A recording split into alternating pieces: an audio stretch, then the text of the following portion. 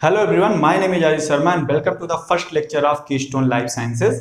इस लेक्चर में हम लोग मेम्ब्रेन की बायोलॉजी के बारे में बात करेंगे।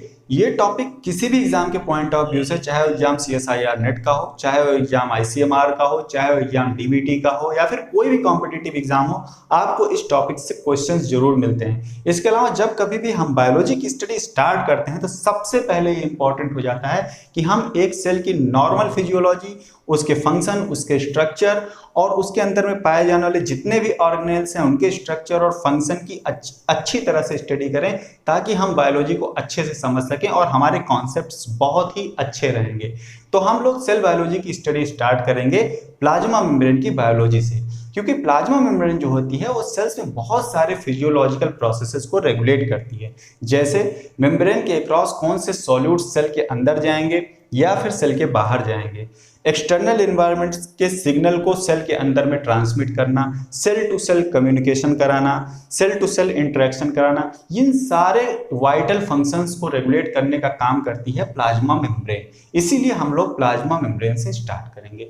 प्लाज्मा मेम्ब्रेन की बायोलॉजी को हमने यहाँ पे दो पार्ट में डिवाइड किया है। सबसे पहले हम लोग प्लाज्मा मेम्ब्रेन के स्ट्रक्चर के बारे में स्टडी करेंगे और फिर हम लोग जाएंगे प्लाज्मा मेम्ब्रेन के फंक्शन पे, क्योंकि प्लाज्मा मेम्ब्रेन के फंक्शन को समझने से पहले ये जरूरी हो जाता है कि हम मेम्ब्रेन के स्ट्रक्चर के बारे में समझें।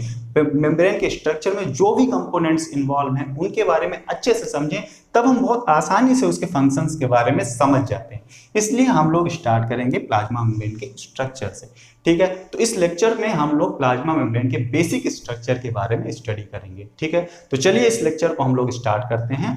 तो मैं स्टार्ट करूंगा इस लेक्चर को एक लिविंग सेल से। ठीक है, अगर आपको एक लिविंग सेल को डिफाइन करना हो तो आप कैसे डिफाइन करेंगे? ठीक है, तो मैं आपको एक बहुत सिंपल सी डिफिनीशन बताता हूं। एक लिविंग सेल क्या है? A living cell is a self-reproducing system within a boundary। मतलब एक बाउंड्री के अंदर एक सेल्फ रिप्रोड्यूसिंग सिस्टम को सेल कहा जाता है। ठीक है, मान लीजिए ये एक सेल है। ठीक, मैं एक सेल ड्रॉ कर रहा हूं यहाँ पे, और ये इसके अंदर के कंपोनेंट्स हैं, और ये वो बाउंड्री है जिसकी मैं बात कर रहा हूं। तो मैंने कहा इस बाउंड्री के अंदर सेल्फ रिप्रोड्यूसिंग सिस्टम, इसका मतलब क्या हुआ? सेल्फ रिप्रोड्यूसिंग का मतलब क्या हुआ कि इस बाउंड्री के अंदर जो भी कंपोनेंट्स प्रेजेंट है, जो भी मॉलिक्यूल्स प्रेजेंट हैं, ये सेल उसको खुद सिंथेसाइज करने में कैपेबल है। ठीक है, इसीलिए मैंने कहा कि ये सेल्फ रिप्रोड्यूसिंग सिस्टम है। इसके अलावा ये सेल जो है ये अपने नंबर को भी इंक्रीज कर सकती है, मतलब ये डिवाइड करेंगी और अपना नंबर भी बढ़ाएंगी, इसलिए भी ये सेल्फ रिप्रोड्यूसिंग सिस्टम है। ठीक है, और इसीलिए हम लोग कहते हैं cells are the structural and functional unit of life. ठीक है, अब मैंने कहा कि ये क्लोज बाउंड्री के अंदर सेल्फ रिप्रोड्यूसिंग सिस्टम, और इसी बाउंड्री को हम लोग बोलते हैं प्लाज्मा मेम्ब्रेन, जिसके स्ट्रक्चर के बारे में अभी हम लोग स्टडी करेंगे। इसी को हम लोग बोलते हैं प्लाज्मा मेम्ब्रेन या फिर सेल मेम्ब्रेन।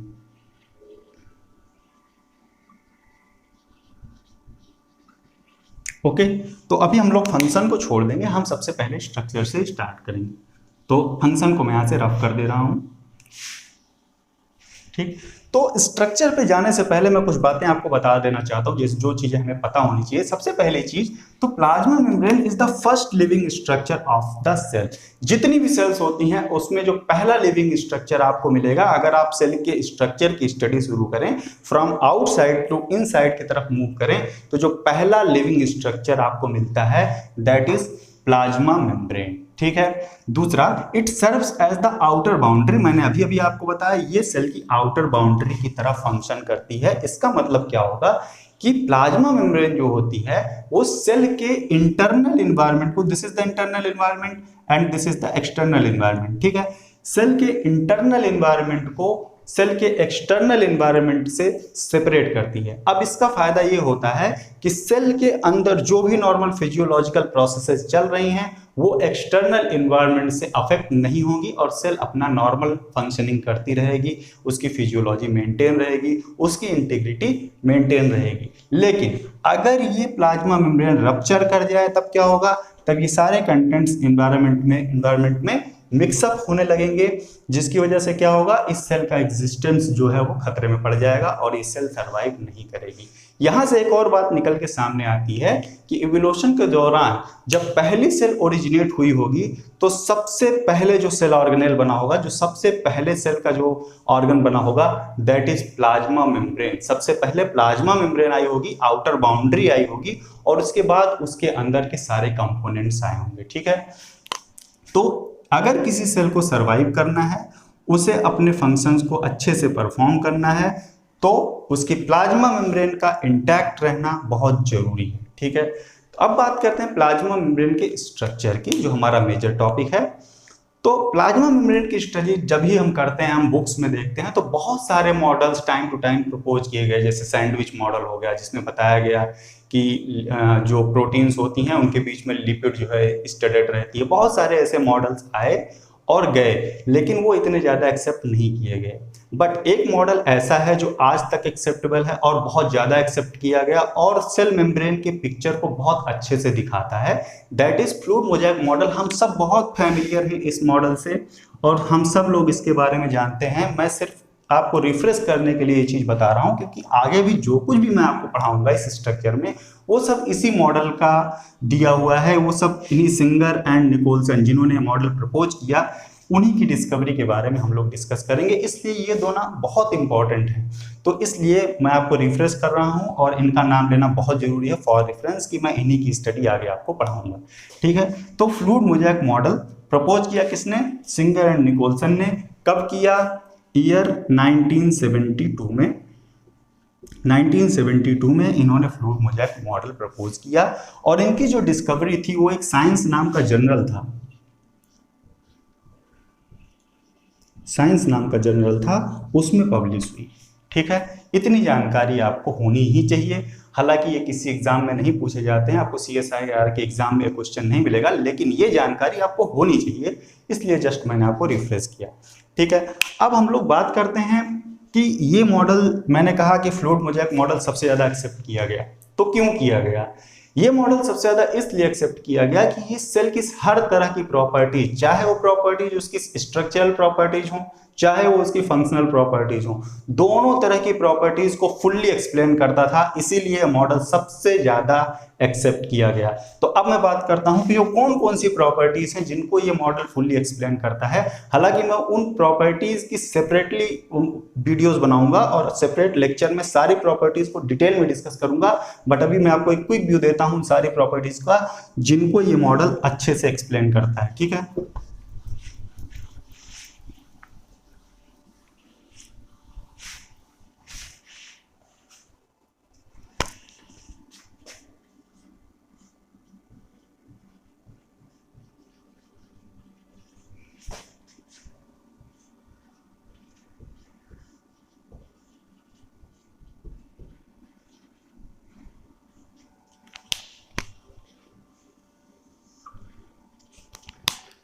तो सबसे पहले बात करते हैं स्ट्रक्चरल प्रॉपर्टीज की।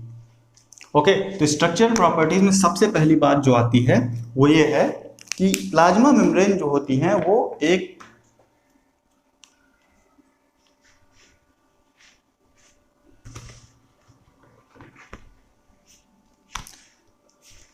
तो सबसे पहले हम लोग बात करते हैं स्ट्रक्चरल प्रॉपर्टीज की। तो प्लाज्मा मेम्ब्रेन जो होती है, अगर हम स्ट्रक्चरल प्रॉपर्टीज की बात करें तो प्लाज्मा मेम्ब्रेन जो होती हैं वो एक डायनेमिक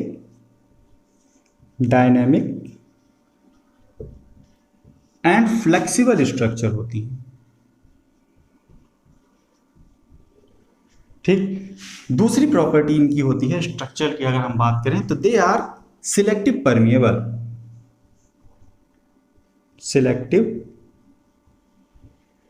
मैं बताऊंगा आपको ये सिलेक्टिव परमिएबिलिटी कहां से आती है।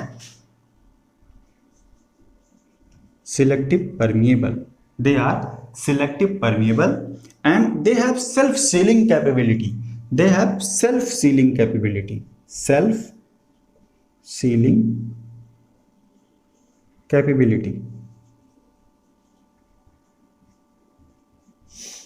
ठीक, ये तीन इंपॉर्टेंट स्ट्रक्चरल प्रॉपर्टीज हैं जो कि आपको पता होनी चाहिए सेल मेम्ब्रेन के बारे में। First one, they are dynamic and flexible structure. मतलब ये रिजिड नहीं है, इसमें फ्लेक्सिबिलिटी है, फ्लूइडिटी है, एक फ्लूइड की तरह फंक्शन करती हैं, ठीक है। दूसरा है they are selective permeable. Selective permeable का मतलब ये होता है कि ये कुछ सॉल्यूट्स के लिए ही परमिएबल होती हैं, बाकी के सॉल्यूट्स अंदर कब जाएंगे कब नहीं जाएंगे इट इज हाईली रेगुलेटेड। जब प्लाज्मा मेम्ब्रेन इनको परमिट करती है तभी ये अंदर जा सकते हैं और बाहर आ सकते हैं, ठीक है। इसीलिए कहा गया कि दे आर सिलेक्टिव परमिएबल, ठीक है। दूसरा आता है self sealing capability. Self sealing capability का मतलब ये होता है कि अगर मेम्ब्रेन में कभी कहीं से कोई रप्चर या कोई पोर बन जाता है तो मेम्ब्रेन जो होती हैं वो कैपेबल होती हैं उसको सील करने के लिए, वो वापस रीअरेंज करके उस अपनी कंटिन्यूटी को मेंटेन रखती हैं। इसीलिए कहा जाता है कि दे आर सेल्फ, इनके पास सेल्फ सीलिंग कैपेबिलिटी होती है, ठीक है। तो self sealing capability, selective permeability की बात मैं करूंगा आपसे, इसको सेपरेटली हम लोग डिस्कस करेंगे कि किस तरह से सिलेक्टिव परमिएबल है, हम जब मेम्ब्रेन ट्रांसपोर्ट की बात करेंगे।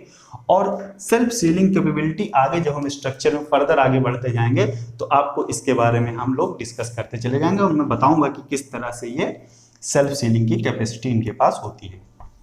अब बात करते हैं कुछ फंक्शनल प्रॉपर्टीज की कि कौन कौन से फंक्शंस परफॉर्म करती हैं प्लाज्मा मेम्ब्रेन। तो फंक्शनल प्रॉपर्टीज,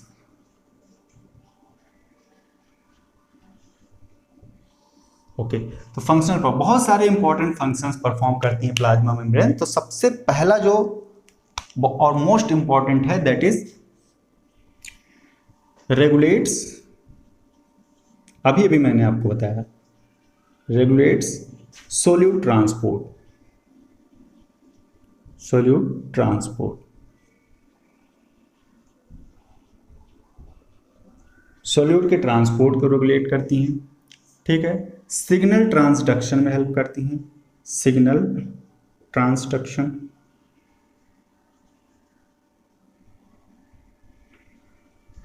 सिग्नल ट्रांसडक्शन में काम करती हैं। Cell to cell interaction, cell cell interaction,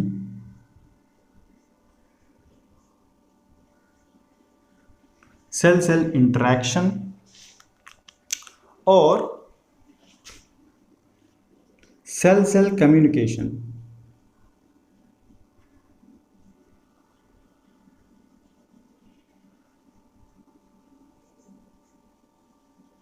cell cell interaction और सेल सेल कम्युनिकेशन में भी ये काम करती हैं, ठीक है। सेल सेल इंटरेक्शन के बाद हम बात करते हैं थोड़ा सा प्लांट में भी बात करते हैं। प्लांट में क्या करती है, प्लांट के सेल में ये जो है पार्टिसिपेट करती हैं सेल वॉल की, सेल वॉल में जो भी मॉलिक्यूल्स होते हैं उनकी सिंथेसिस और असेंबली में। तो पार्टिसिपेट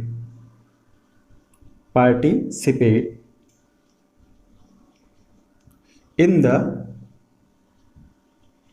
synthesis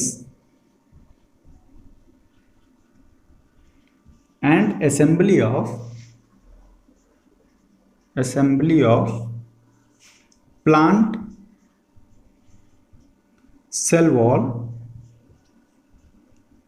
molecules। मैं बताऊंगा आपको, जब मैं आपको सेल वॉल पढ़ाऊंगा तो मैं आपको बताऊंगा किस तरह से प्लाज्मा में वहां पे किस किस किन किन मॉलिक्यूल्स के सिंथेसिस में इन्वॉल्व होती है, ठीक है। Second, in plants they produce or we can say that it produces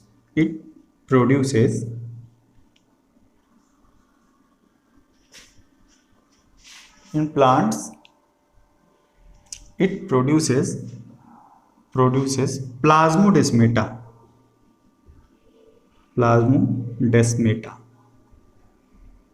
okay. अब प्लाज्मोडेस्मेटा क्या होता है थोड़ी सी मैं इसकी बात बता देता हूँ, हालांकि इस पे भी हम सेपरेट वीडियो बनाएंगे।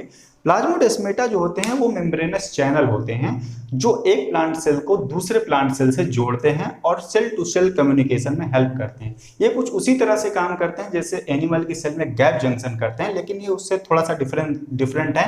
मैं आपको बताऊंगा कि ये किस तरह से बनते हैं और ये क्या काम करते हैं, लेकिन अभी मैं आपको सिर्फ इतना बता देता हूँ कि दो प्लांट की सेल को ये मेम्ब्रेनस चैनल होते हैं और ये दो प्लांट्स की सेल को आपस में जोड़ते हैं जो कि सेल टू सेल कम्युनिकेशन में हेल्प करता है, ठीक है। और ये कहाँ से बनते हैं, प्लाज्मा मेम्ब्रेन से बनते हैं, ठीक है। तो ये इंपॉर्टेंट फंक्शंस हो गए प्लाज्मा मेम्ब्रेन के, ठीक है। अब मैं स्ट्रक्चर पे मूव करता हूँ और आपको बताता हूँ कि जो फ्लूइड मोज़ेक मॉडल प्रपोज किया गया था उसके अकॉर्डिंग प्लाज्मा मेम्ब्रेन में कौन कौन से कंपोनेंट्स पाए जाते हैं और प्लाज्मा मेम्ब्रेन किन किन चीजों से मिलकर के बनी होती है। तो फ्लूइड मोज़ेक मॉडल के अकॉर्डिंग प्लाज्मा मेम्ब्रेन में कौन कौन से कंपोनेंट्स पाए जाते हैं, मैं आपको एक फ्लो डायग्राम के थ्रू दिखाने की कोशिश करता हूं। तो फ्लूइड मोज़ेक मॉडल के अकॉर्डिंग ये बताया गया कि प्लाज्मा मेम्ब्रेन जो होती है वो दो मेजर कंपोनेंट से मिलकर के बनी होती है। एक तो होती है लिपिड बाइलेयर, और कहा जाता है कि these are the fundamental structure of the plasma membrane. ये फंडामेंटल स्ट्रक्चर बनाता है,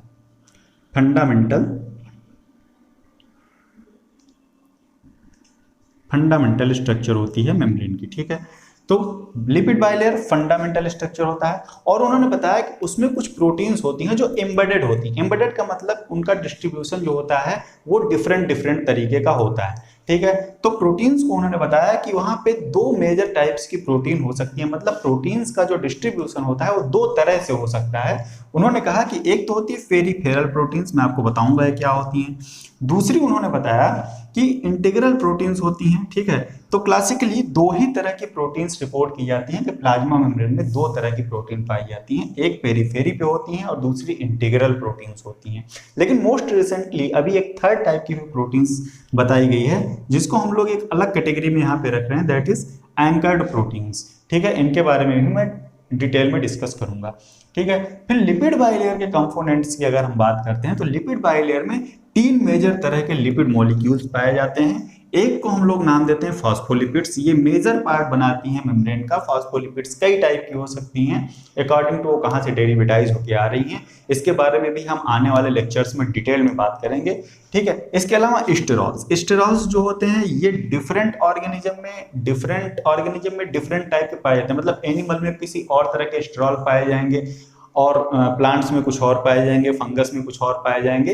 ये भी हम लोग डिस्कस करेंगे जब हम स्टेरॉल्स के बारे में आपको बताएंगे, तब हम आपको बताएंगे कि किस तरह का स्टेरॉल कहाँ पाया जाता है, इनका क्या काम होता है। तो अभी आप याद रखिए कि ये फास्फोलिपिड बाइलेयर में पाए जाने वाले एक तरह के लिपिड मॉलिक्यूल्स होते हैं स्टेरॉल्स, ठीक है। इसके अलावा ग्लाइकोलिपिड्स होती हैं। ग्लाइकोलिपिड्स क्या होती हैं? ग्लाइकोलिपिड्स का मतलब ये होता है, ये ऐसे मॉलिक्यूल्स होते हैं जिसमें एक लिपिड मॉलिक्यूल से कुछ मोनो या ओलिगोसैकेराइड जो होते हैं वो कोवैलेंट बॉन्ड के थ्रू जुड़े होते हैं। ऐसे मॉलिक्यूल को ग्लाइकोलिपिड्स कहते हैं।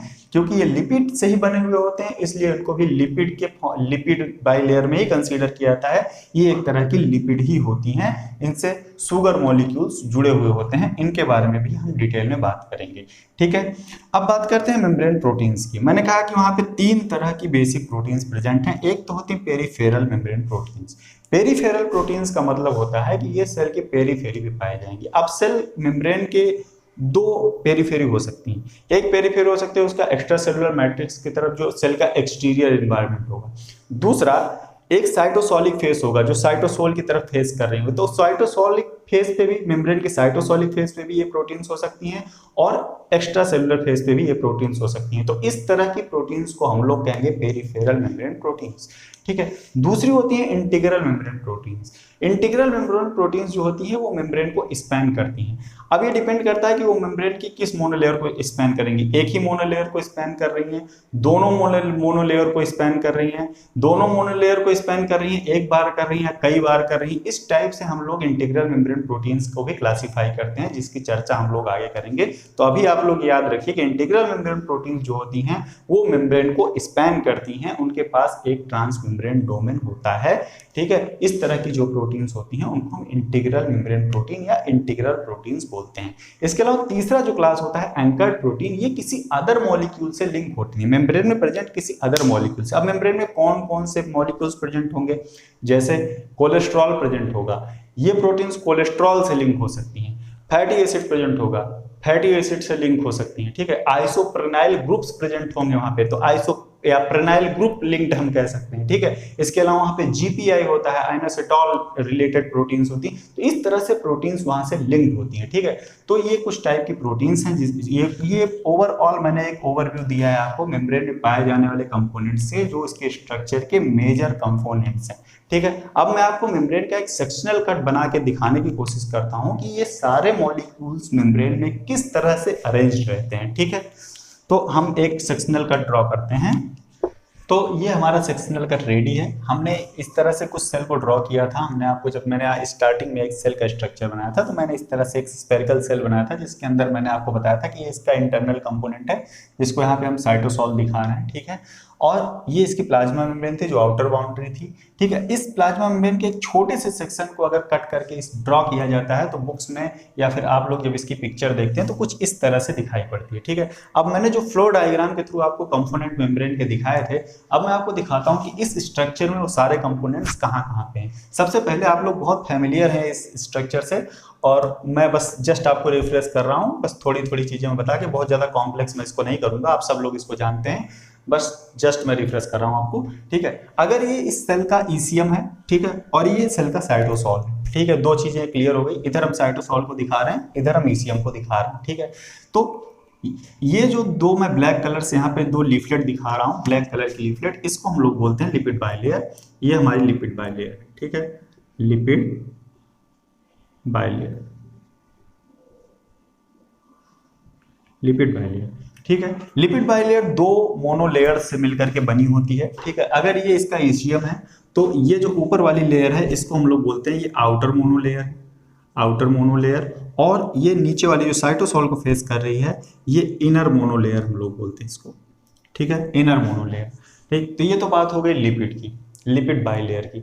अब बात करते हैं प्रोटीन की, ठीक है। प्रोटीन की अब हम लोग बात करते हैं तो प्रोटीन्स मैंने आपको बताया तीन तरीके की प्रोटीन्स वहां पे प्रेजेंट होंगी। एक तो जो मेम्ब्रेन को स्पैन करेंगी वो इंटीग्रल मेम्ब्रेन प्रोटीन होगी, और दूसरी जो पेरीफेरी पे होंगी वो पेरीफेरल मेम्ब्रेन प्रोटीन्स होंगी, ठीक है। तो आप यहाँ पे देख लीजिए ये साइटोसोलिक फेज पे जो भी प्रोटीन आपको सरफेस पे दिख रही हैं, these are the peripheral membrane proteins. तो ये कौन सी प्रोटीन हो गई, ये हो गई peripheral membrane proteins, peripheral proteins,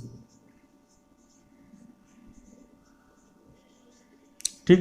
फिर मैंने कहा था कि दूसरे टाइप की जो प्रोटीन होती है वो मेम्ब्रेन को स्पैन करती है। इस तरह की प्रोटीन को हम लोग बोलते हैं इंटीग्रल मेम्ब्रेन प्रोटीन। तो ये देखिए ये पूरी प्रोटीन, इसमें तीन फेस हैं, एक एक्स्ट्रा सेलुलर मैट्रिक्स की तरफ है, एक डोमेन इसका मेम्ब्रेन को क्रॉस कर रहा है, और दूसरा कहाँ पे है, साइटोसोल की तरफ है। इस तरह की प्रोटीन को हम कहेंगे integral membrane protein, integral membrane proteins.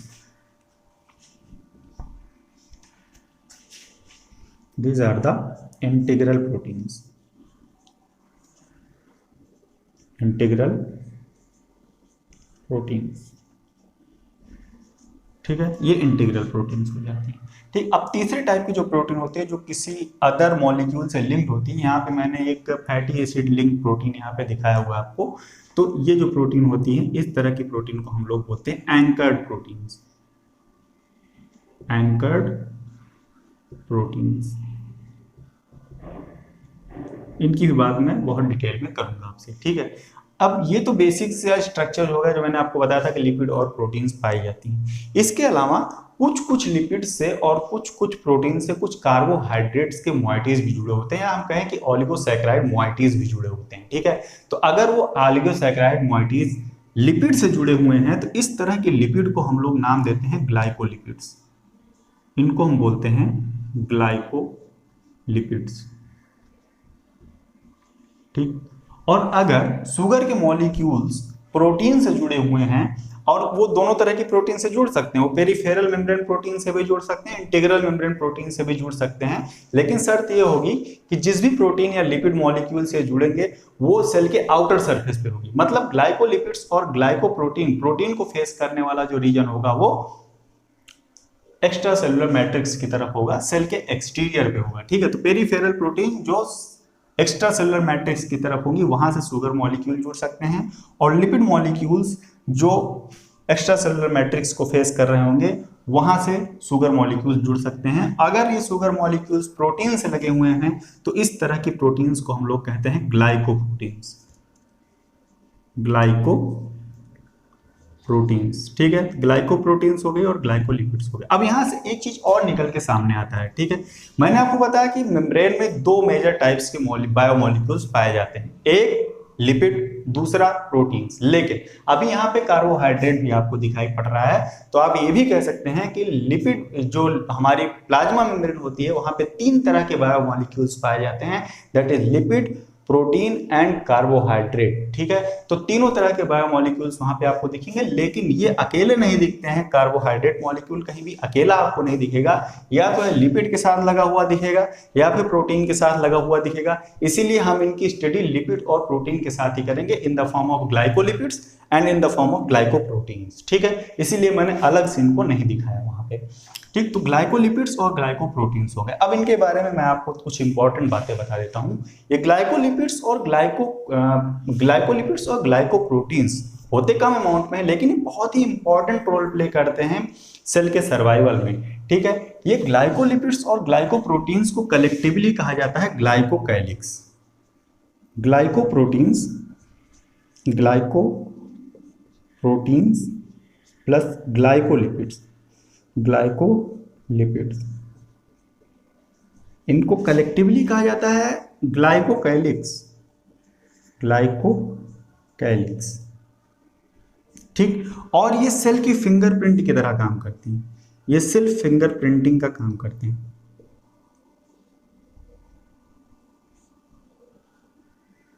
Printing, अब मैं आपको बताता हूं कि किस तरह से सेल फिंगरप्रिंटिंग की तरह काम करते हैं। ठीक है, हर एक ऑर्गेनिज्म में, हर एक सेल में, हर एक इंडिविजुअल की प्लाज्मा मेम्ब्रेन में ग्लाइकोप्रोटीन या ग्लाइकोलिपिड में जो शुगर मॉलिक्यूल्स लगे होते हैं वो डिफरेंट होते हैं। ठीक है, शुगर मॉलिक्यूल्स एक इंडिविजुअल का अलग होगा, दूसरे इंडिविजुअल का अलग होगा, एक ऑर्गेनिज्म का अलग होगा, दूसरे ऑर्गेनिज्म का अलग होगा। इट मींस अगर कोई फॉरेन सेल हमारी बॉडी में आती है तो उस पे लगे हुए जो शुगर मॉलिक्यूल्स होंगे, प्लाज्मा मेम्ब्रेन में लिपिड से लगे हुए जो शुगर मॉलिक्यूल्स होंगे वो डिफरेंट होंगे, और उन्हीं के बेसिस पे हमारा इम्यून सिस्टम जो होता है, हमारी इम्यून सेल्स जो होती हैं उनको रिकॉग्नाइज करती हैं कि ये फॉरेन सेल्स हमारी बॉडी में आ गई है, और उनको क्लियर किया जाता है। तो आप कह सकते हैं कि जो ओलिगोसैकेराइड्स लगे होते हैं प्लाज्मा मेम्ब्रेन में लिपिड मॉलिक्यूल से या प्रोटीन मॉलिक्यूल से, वो सेल की आइडेंटिटी कार्ड की तरह काम करते हैं। जैसे आप कहीं पे काम करते हैं तो आप वहां पे एंट्री लेने के लिए अपना आइडेंटिटी कार्ड दिखाते हैं,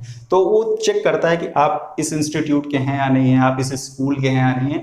उसी तरह से जब कोई सेल हमारी बॉडी में आती है तो हमारा इम्यून सिस्टम उन ओलिगोसैकेराइड्स को चेक करता है कि जो ओलिगोसैकेराइड हमारे सेल्स के पास हैं वही सेम टू सेम ओलिगोसैकेराइड्स इस सेल के पास हैं या नहीं। अगर ऐसा नहीं होता तो उस सेल को वहीं पे मार दिया जाता है और उसको क्लियर किया जाता है। ठीक है, इसी तरह से सेल टू सेल इंटरेक्शन और होस्ट पैरासाइट इंटरेक्शन में ये ग्लाइकोकैलिक्स बहुत ही इंपॉर्टेंट रोल प्ले करते हैं। इसके अलावा at the time of development ये सेल माइग्रेशन में हेल्प करते हैं, सेल एडिशन में हेल्प करते हैं। ठीक है, ये बहुत ही इंपॉर्टेंट मॉलिक्यूल्स हैं। इनके बारे में मैं बहुत डिटेल में बात करूंगा जब हमारी रेगुलर क्लासेस चलेंगी और मैं आपको बायोमॉलिक्यूल वाला चैप्टर पढ़ाऊंगा, तब मैं वहां पे इन सारी चीजों के बारे में बहुत डिटेल में बात करूंगा। ठीक है, अब बात करते हैं अगला एक जो कंपोनेंट बचता है सेल मेम्ब्रेन में। मैंने आपको बताया था कि तीन तरह के लिपिड्स वहां पे पाई जाती हैं। एक तो मैंने फास्फोलिपिड की बात कर ली, ये जो आपको बाइलेयर में दिख रही हैं ये फास्फोलिपिड्स हैं। ठीक है, ये बाइलेयर बनाती हैं। ठीक, दूसरे तरह की जो लिपिड होती है मैंने आपको बता दी, दैट इज ग्लाइकोलिपिड्स, इसके बारे में भी हमने बात कर लिया। अब तीसरी लिपिड जो होती है